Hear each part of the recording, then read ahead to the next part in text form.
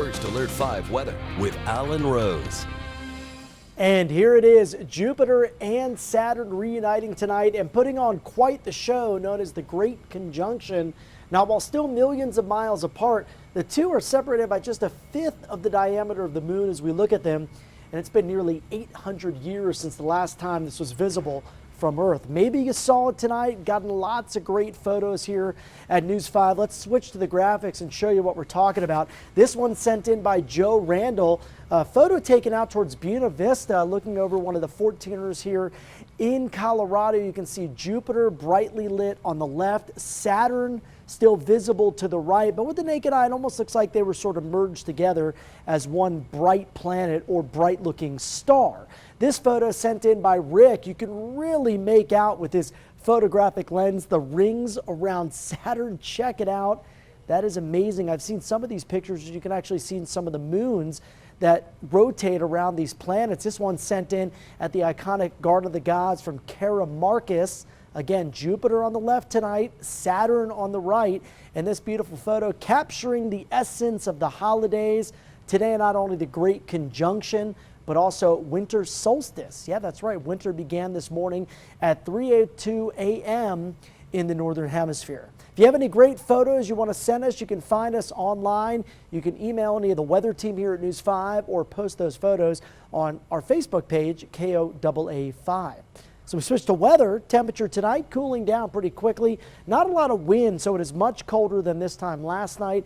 We're currently in the lower 30s in the Springs under generally clear skies. You can see outside across the rest of the News 5 viewing area. We have 40 up north in Denver, 32 in Monument, 28 right now in Pueblo, some low 40s out towards Trinidad and Springfield, and some upper 20s outside for La Junta. Good news for now is that wind is not much of a factor in the forecast, but these winds are expected to really accelerate during the day on Tuesday.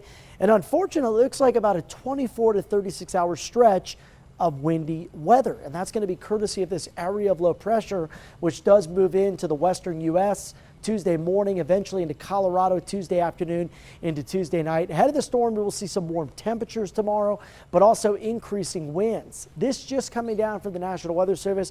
This is a high wind warning for all of the eastern plains from the Colorado-Wyoming border all the way down to the New Mexico southern border. And in these areas, starting Tuesday afternoon, continuing through Wednesday, we could see peak wind gusts between 55 and 65 miles per hour. Now, initially tomorrow morning, the wind starts to pick up first over the mountain areas, pushing through the Arkansas River Valley. But take a look at some of these gusts out towards Levita and Walsenburg. Could be around 45 to 50. And then we start to see some of the stronger gusts materialize across the eastern plains. And even though we might see some weakening of the wind heading into Wednesday morning, forecast calls for a continuation of at least some periodic gust of wind through Wednesday night. Now, tomorrow might be a good day to do a hike, but I would do it early as the wind picks up in the afternoon. And you want to be done by around 5 o'clock as the sunset comes in at 4:41 tomorrow afternoon. Not much moisture with this system. I think most of the snow stays up across the mountains. Otherwise, not expecting much here across the interstate out east into the plains of Colorado. Here's a look at your overnight lows tonight. We're dropping down to the 20s and the teens in some of the colder spots, even staying fairly mild and dry with the low down to 40 because of some breezes there. Highs tomorrow will be the warmest of the week, so enjoy it, but keep in mind it will be windy with low relative humidity, colder and windy on Wednesday. Take a look at Santa doing some dancing. We call that move the floss. Elizabeth Watts was doing it earlier today. Looks like we'll see highs in the 40s on Thursday, 50s by Friday and Saturday. Pueblo, big drop in temperatures Wednesday, but likely staying dry. And we're dry through the weekend, but maybe a bit of a pattern change as we make our way into next week. For Canyon City, as Santa goes down the chimney, Christmas Eve, temperatures in the 40s during the day, 20s at night, Christmas Day in the 50s.